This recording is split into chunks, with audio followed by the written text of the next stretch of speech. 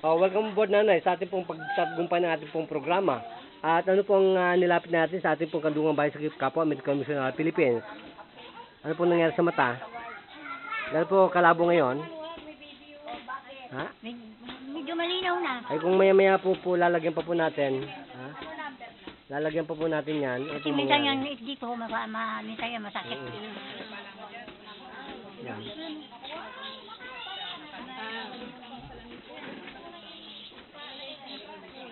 Yan. Mabdi na po ang mata? Mabdi na? Mabdi? Hindi na masyado. Okay. So, kamusta na po ang asma ninyo ngayon?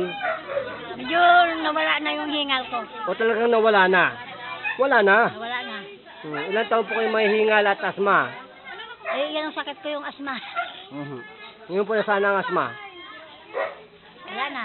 Ha? Sir, mukhang ginaya ka. Hindi ka na hinihingal. Hindi man ako asma do. Puso pala. Enlargement. Wala namang asma yan. May nakikilala ka po ng doktor ninyo na last na ng gamot sa inyo? Wala man gamot, nag-ECG lang ako. ECG lang.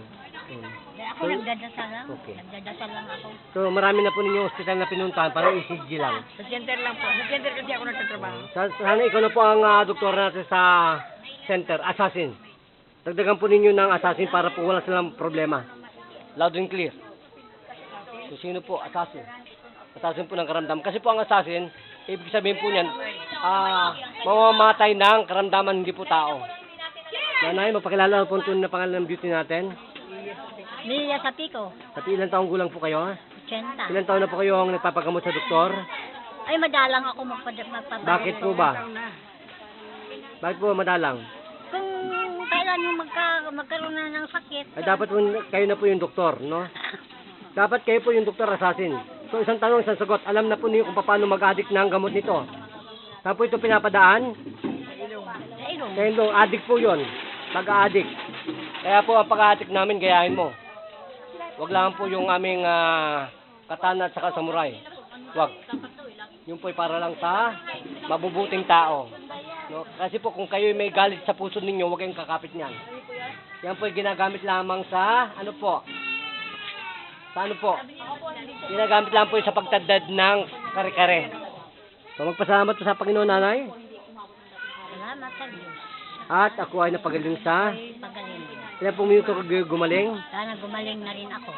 Magaling na po kayo. Angkinin po ninyo. Angkinin mo na. Nanay, magaling na ako. Magaling na ako. Yan po yan. Sa Panginoon po, bakit po nagsisimba ang lahat? Dahil po sa imposible. Hindi naman natin nakikita sa Lord, pero naniniwala tatay tayo. Tama ba? Yan po ang kabatiran ng himala. Ang imposible po ang nagdala sa atin sa Panginoon. Yan ang nagbahawak sa atin. Miracle, no? Okay. So, wala na po kayong tampo sa Panginoon?